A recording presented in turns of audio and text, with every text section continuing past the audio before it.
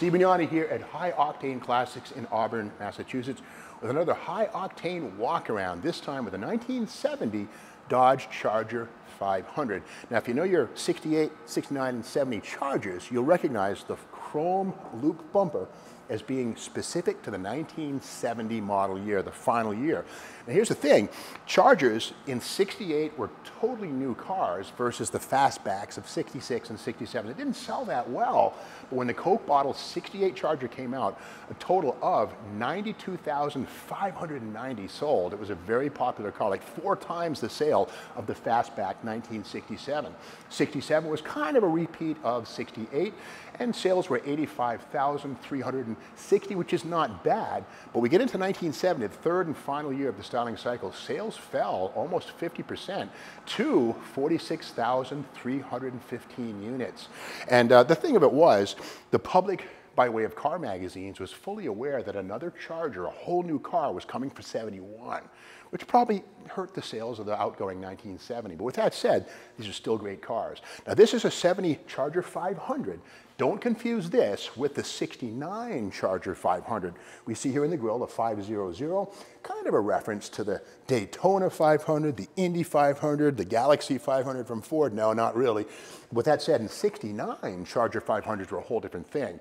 They were aero cars with a flush rear window, flush grille, made specifically to homologate those body mods in NASCAR super speedway racing. But for 1970, Dodge took the Charger moniker and applied it to the Charger as the most luxurious of the bunch. And part of the 500 meant the standard vinyl top, chrome lip treatment here around the wheel openings, and this one does have the optional Magnum 500 type wheels, which in 1970 correctly would have a steel wheel with a stainless trimming. But again, these are fantastic, better looking all chrome aftermarket replacements.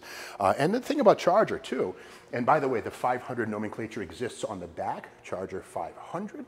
And of course, if this was a Charger RT, it would have an RT right there. But again, 500 designated the top level Dodge, going back to the Monaco 500, the Coronet 500. So why not a Charger 500? But like all Dodge Chargers, the trunks on these is, I hate to say it again, but I'm going to, commodious, which means lots of room in Latin. So we open this up, and there we have it. There it is, the huge, as they say, it's a maw of a trunk, M-A-W, big. And again, unit construction on the B-body Mopar. No body on frame, and something unique, this tube right here. What the heck is that? Doesn't that get in the way? Well, yes, but no. That's all about the standard external fuel filler right here, spring-loaded.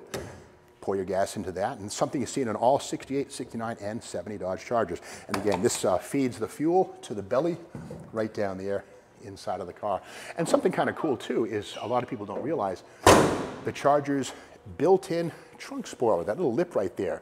Factory stuff on all 68, 69, and 70, kind of cool. Helpful on super speedways, but you know that in 69, the Charger Daytona, that massive wing, this little wing right here wasn't quite as effective at 200 miles an hour. So as a result, the big Daytona Charger got its big wing in 69. But once again, the 69 Charger 500 would be a very different creature with a flush-mounted rear window. So again, in 1970, the 500 became the luxury. Speaking of luxury, let's look inside where the 500 has extra appointments.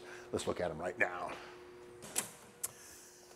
The bucket seat interior inside of this is part of the Charger 500 model. High back buckets for 1970, and again, 68 and 9, the bucket seats would have a separate headrest, which could be lifted or lowered. But again, as part of the federal anti-whiplash legislation, the bucket seats had to be integrated, and here we have them. And again, part of the Charger 500 is also the center console with the floor shifter. You could get a 500 with a bench and a console if you wanted to override, if you had a family, but this is how the 500 came standard. But something kind of cool, speaking of standard, is the 150 mile an hour speedometer seen in all Chargers. From even the Slant 6 cars, believe it or not. There were a handful of Slant 6s built in 68, 69, and 70, very small numbers, but with that said, the 150 mile an hour speedometer seen in all Dodge Chargers. Now, under the hood, there's a variety of different engines that are possible, but before we go there, check this out. Radio delete on this one here.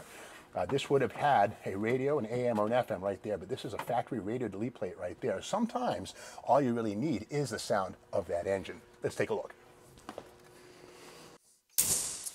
And under the hood, what have we got? It's Let's open it up and take a peek. Okay, this is the small block, and yes, you could actually get a 318 two-barrel in the Charger as the base engine. And again, the Slant 6 was possible as a delete credit on a handful of cars, like maybe 200 in 1970. But this is the 318, and there's nothing wrong with that. It's been upgraded with an Edelbrock 4-barrel dual-plane intake and modern Phi-Tech EFI, a 4-barrel throttle body. So it probably has about 250 horse, which will totally get your attention. We also see the aluminum Champion radiator, keep it nice and cool. No mechanical fan instead of an electric one, which is cool. It's good for about 10 horsepower right there. No parasitic losses. Nice little detail. And something seen here, 1970, Dodge went from vacuum-operated headlights to electric. Little doors right here, electric motor right down here. So interestingly, 68 and 69 Chargers had vacuum lights, but they were kind of quirky. So they said, let's just get away from that. So for 70, the only year, they went to electric.